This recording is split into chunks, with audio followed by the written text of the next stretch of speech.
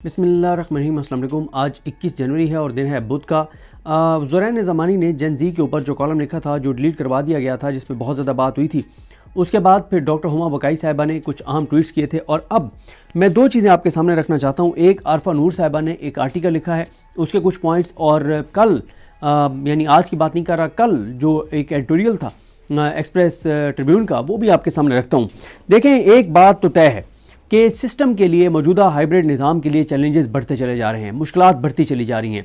और जितने भी हरबे अपनाए गए हैं वो सारे के सारे हरबे नाकाम हो गए हैं। जितनी भी कोशिशें की गई हैं वो सारी की सारी कोशिशें नाकाम हो गई हैं। इमरान खान की पॉपुलैरिटी हर आने वाले दिन के साथ बढ़ रही है। लोगों की इस निज़ाम से शिकवे शिकायतें और नफरत हर आने वाले दिन के साथ बढ़ रही है। मौजूदा सिस्टम हर आने वाले दिन के साथ मज़ीद एक्सपोज हो रहा है, चाहे वो कराची में लगने वाली आग हो, या शरीफ ख़ानदान की शादी हो, या इनकी जो इकॉनमी के हवाले से दावे हैं, जो बढ़ती हुई महंगाई है, जो बढ़ती हुई बेरोज़गारी है, जो बढ़ती हुई अनसर्टेनिटी है, जो बढ़ती हुई लोगों की मुश्किलात हैं, हर चीज़ में हर रोज़ इस निज़ाम के ऊपर बोझ जो है वो बढ़ता चला जा रहा है। देखें, मैं तो ये समझता हूँ कि जेन ज़ी जीत गई है। और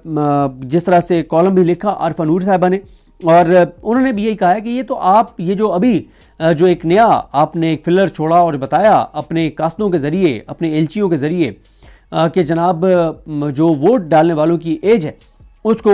18 साल से 25 साल उसकी लिमिट को किया जा रहा है, तो ये एक तरह का आपका ऐलान शिकस्त है। और 8 फरवरी के ऊपर भी बात करेंगे कि 8 फरवरी क्यों बड़ा चैलेंज बन गया है। और अभी कुछ देर बाद देखते हैं कि आज ईमान मज़ारी साहिबा, जिन्होंने पूरी रात इस्लामाबाद हाई कोर्ट में गुजारी, और ये भी एक मज़ामत की नई तारीख एक लिखी जा रही है, किस किस तरह से मज़ामत करने वाले जो हैं वो नई मिसालें कायम कर रहे हैं। और ईमान मज़ारी सारी रात इस्लामाबाद हाई कोर्ट बैठी, और अभी वो इस्लामाबाद हाई कोर्ट में पेश होंगी एक और केस में ज़मानत लेने के लिए। अब ज़मानत मिलती है नहीं मिलती, सूरत हाल क्या होती है, लेकिन लगता तो यही है कि फ़ैसला हो गया कि उनको गिरफ़्तार करना है, लेकिन वो भी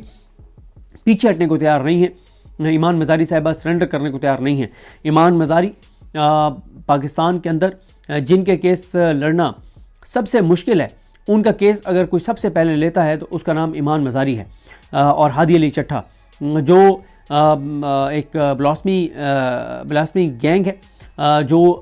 फेक केसेस बनवाते हैं, उनके ख़िलाफ़ केसेस लड़ने हों, या बलोच लापता अफराद के केसेस लड़ने हों, उसमें हमें सबसे आगे जो नज़र आते हैं वो ईमान मज़ारी साहिबा और हादी अली चट्ठा नज़र आते हैं। जो आरफा नूर साहिबा का आर्टिकल है, वो कहती हैं कि पहले हम देखते थे कि बादशाह जो होते थे, पुराने वक्तों की बात है कि उन्होंने जो है वो कासिद रखे हुए होते थे, एलची रखे हुए होते थे, और वो घोड़ों पे जाते थे, पैगाम रसानी करते थे। लेकिन अब वो कह रही हैं कि अब ज़ाहिर है ये एक अब जदीद दौर है, अब व्हाट्सएप है, वीडियो कॉल्स हैं, अब किसी भी तरह से पैगाम जो है वो दिया जा सकता है। लेकिन वो कहती हैं कि शायद ताकतवर लोग आपस में, तो आप उनको पैगाम रसानी के लिए कासिदों की ज़रूरत नहीं है, एलचियों की ज़रूरत नहीं है। उन्होंने जिनको कासिद और एलची कहा है उनको आप और मैं टाउट कहते हैं। ज़ाहिर है वो उन्होंने अपने एक डॉन का एक मयार है। हम क्योंकि टाट स्कूलों से पढ़े हैं तो इसलिए हम ज़रा इस तरह के अल्फाज इस्तेमाल कर लेते हैं, तो बहरहाल हम में से बहुत से लोग इनको टाउट्स कहते हैं। तो वो कहती हैं कि इनको बहरहाल धमकी देने के लिए या पैगाम देने के लिए जो है वो इनको रखा हुआ है। वो कहती हैं कि ये जो अब ख़बर दी गई है कि वोट डालने वाले की जो एज लिमिट है उसको 18 साल से बढ़ाकर 25 साल किया जा रहा है, कि अगर रुकने असम्बली जो है वो 25 साल से कम उम्र नहीं बन सकता, तो फिर वोटर 25 साल से कम उम्र कैसे हो सकता है। वो कहती है ये फिलर भी हो सकता है कि रद्दमल जांचने के लिए कि इसका रद्दमल क्या आता है।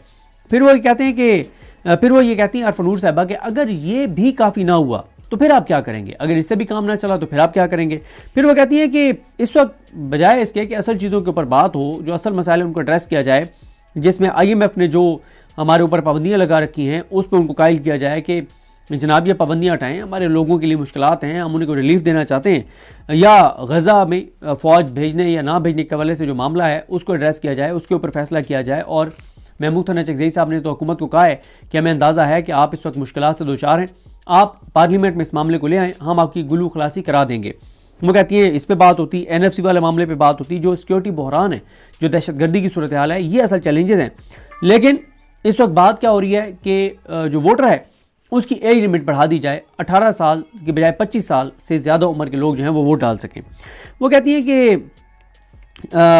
ये जो वो कहते हैं इस पर तो अब टॉक शोज में बात शुरू हो गई है। एक सियासतदान से तो सवाल भी हुआ, उनका इशारा शायद कमरुज़्ज़मान कायरा साहब की तरफ है, शायद उनसे कमरुज़्ज़मान कायरा साहब से सरवत वलीम साहिबा ने शायद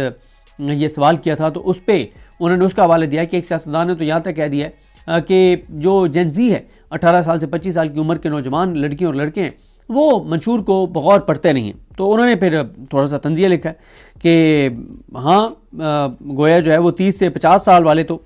जो है वो बारीक बिली से मंशूर जो है वो पढ़ते हैं। फिर वो कहती है कि रियासत जो है वो जेन जी को 18 साल से 25 साल की उम्र के नौजवान लड़कियों और लड़कों को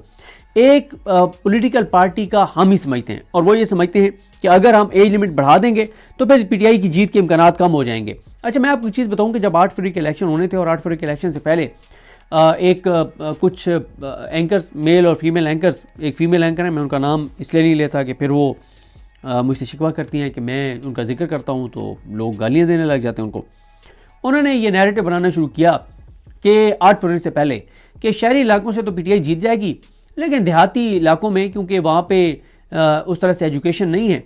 तो इसलिए वहाँ से नून लीग बहरहाल जीत जाएगी, पीटीआई को शिकस्त होगी देहाती इलाकों से। हालांकि मैं कई बार ये कहता हूँ कि शऊर का तल्लुक स्कूल में जाने से नहीं है। अगर शऊर का तल्लुक स्कूलों में जाने से होता तो ये मंसूर उस्मान अवान जो अटॉर्नी जनरल पाकिस्तान है, इन जैसे और बहुत सारे लोग जो हैं ये दुनिया की बेहतरीन यूनिवर्सिटियों से पढ़े हुए हैं, लेकिन जो इन्होंने मुल्क के साथ कर छोड़ा है, तो इसका वाज़ेह मतलब यही है कि शऊर का तल्लुक जो है वो किसी अच्छे तालीमी इदारे से या किसी भी तालीमी इदारे में जाने से नहीं है। वरना मंसूर उस्मान अवान से ज़्यादा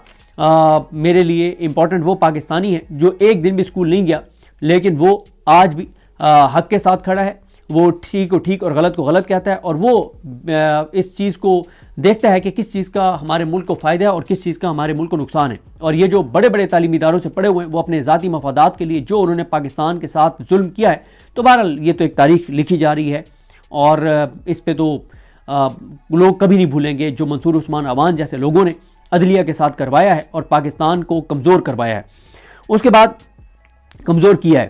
उसके बाद उन्होंने कहा कि आप यूनिवर्सिटीज़ में जा रहे हैं, दौरे कर रहे हैं, लैपटॉप तकसीम कर रहे हैं, आप बड़ी बड़ी तकरीबात करवा रहे हैं जहां तलबा रो भी पढ़ते हैं,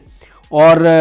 कई तलबा अपनी कामयाबियों का क्रेडिट भी हुकूमत को देते हैं और आप लोगों को देते हैं। तो इसका मतलब तो ये है कि ये सब कारगर साबित नहीं हुआ, इस सब से काम नहीं बना। फिर वो कहती हैं कि फिर वो उसका क्या बनेगा जो टॉक शोज़ में एक स्टूडेंट्स को बिठा के और इस तरह के एक नैरेटिव बनाने की कोशिश की जाती है कि नौजवान नस्ल बड़ी इंस्पायर है बिलावल से और मरियम से, और वो कहती है फिर वो उनका क्या होगा, वो जो एक एंकर को जो एक पॉलिटिकल पार्टी लॉन्च उसकी करवाई गई है और एक जो गुलकार है उसकी एक पार्टी लॉन्च करवाई गई है, तो उनका फिर क्या बनेगा। तो फिर वो कहती हैं कि